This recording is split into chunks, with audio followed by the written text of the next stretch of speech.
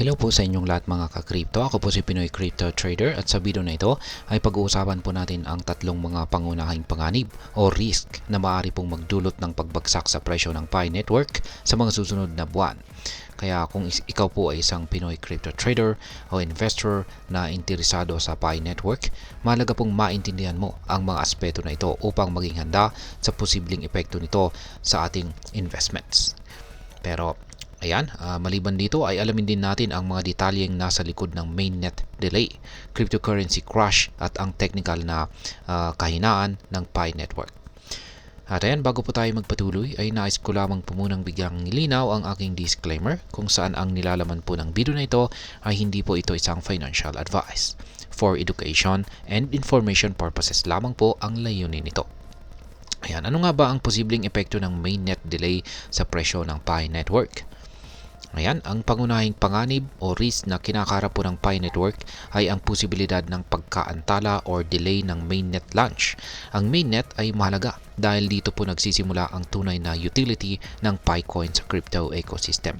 Sa ngayon, ang Pi Network po ay nasa enclosed mainnet phase kung saan ay limitado po ang access at hindi pa ganap na listed sa mga major exchanges. Nito pong November ay in-announce po ng mga developer na ipagpaliban ang deadline para sa KYC or Know Your Customer migration mula po sa December 31 hanggang January 31. Ayon po sa kanila, maraming pioneers po kasi ang hindi pa nakakapag-migrate ng kanilang Picoins. Sa katunayan, sa huling ulat po noong December, kulang pa ng 2 million ang mga pioneers para maabot ang target na 10 million.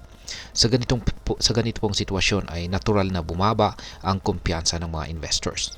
Mula noong November, bumagsak na ang Picoin ng mahigit 50%. Kung hindi matutupad ang mainnet launch sa inaasahang panahon, maaaring mas lumala pa ang pagbaba ng presyo nito. Ngayon ay paano po naapektuhan ng crypto crash ang Pi Network?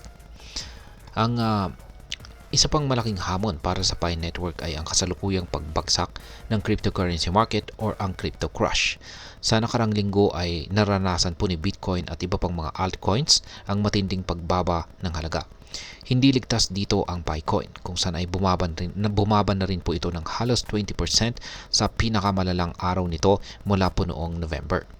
Ayon po sa mga developer ng Pi Network, nakadepende ang kanilang mainnet listings sa external environment, kabilang na ang performance ng crypto market. Kapag bumabagsak po ang market, malaki ang posibilidad na ipagpaliban nila ang listing. Ito po ay maihahalin tulad po sa mga kumpanya na hindi naglalabas ng IPO kapag pababa ang stock market. Bukod dito ay may isa pang aspeto na dapat po nating bantayan. Ang performance ng ibang tap-to-earn tokens gaya po ng Hamster Combat, Dogs at saka Katizen. Matapos po ang kanilang airdrops, mabilis na bumagsak ang mga presyo ng mga token na ito. Maaaring mangyari po ito kay Picoin kung maraming pioneers ang magbebenta ng kanilang holdings pagkatapos po ng mainnet launch.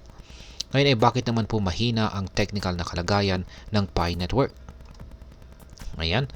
Bukod po sa external factors ay may isa pang aspeto na nakakaapekto sa presyo ng Picoin at ito po ang technical na weakness nito. Sa kasalukuyan po ay bumaba na ang presyo ng Picoin sa malagang support level nito na $43.31. Ang pinakamababang level nito mula October 2024. Ang pagbagsak po sa price level na ito ay sinyales na mas malakas ang kontrol ng mga bears o mga trader na umaasang babagsak ang presyo. Hindi rin po nakatulong na bumagsak ang Picoin sa ilalim ng 50-day at saka 100-day moving averages nito. Ang mga moving averages po na ito ay ginagamit bilang indicators ng market trend at ang paggalaw sa ilalim nito ay nagpapakita po ito ng bearish sentiment. Kung magpapatuloy po ang ganitong sitwasyon, maaaring bumaba pa ang presyo ng Picoin sa $30 na support level. Kung sakali pong maabot naman ni Picoin ang resistance level na $49, may pag-asa po itong umakyat muli sa psychological level na $60. Gayunpaman, sa kasalukuyan ay tila nangingibabaw ang bearish na pananaw. At ngayon ay ano naman po ang maaaring maging epekto nito para sa atin bilang mga Pinoy crypto traders or investors. Ayan, lalong-lalo na sa mga may interest talaga rito kay Pi Network. Mahalaga pong maging maingat at handa sa mga posibleng epekto ng mga panganib o risk na ito. Kung isa ka pong holder ng Picoin, mainam na bantayan ang mga updates mula sa Pi Network developers tungkol po sa mainnet launch. Tandaan na ang delay sa mainnet ay maaari pong magdulot ng pagbaba ng kumpiyansa sa project, kaya't posible pong mas bumaba pa ang presyo. Kung balak mo namang mag-invest dito kay Picoin, suriin mo muna ang kabuang kalagayan ng cryptocurrency market. Tandaan na ang crypto crash ay may domino effect po ito sa iba't ibang tokens, kabilang na itong si Picoin. Kaya higit sa lahat ay huwag ka pong mag-invest ng halagang hindi mo kayang mawala. At ayan, ano naman ang aking masasabi tungkol dito? Ang Picoin ay isa po itong project na may malaking potensyal, ngunit kasalukuyang humaharap po ito sa matitinding hamon. Ang pagkaantala ng mainnet launch, pagbagsak ng crypto market at technical weakness po nito ay pawang mga bagay na maaring magdulot ng karagdagang pagbaba sa presyo nito. Kaya kung ikaw po ay isang investor, ang pinakamalagang bagay ay ang maging informed at saka maagap. Palagi pong suriin ang market conditions. Alamin po ang mga updates mula sa Pi Network team at magplano ng mabuti bago po gumawa ng mga decision. Ang tagumpay ng Pi Network ay nakasalalay hindi lamang sa technical na aspeto kundi pati na rin sa tiwala ng community at sa market stability.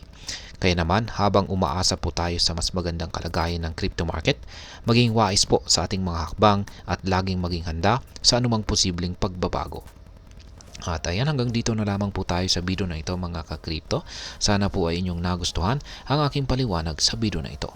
Kung inyo po itong nagustuhan, pakiclick lamang po ang like button nito. Marami pong salamat sa panonood. Ingat po tayo lagi at God bless po sa ating lahat.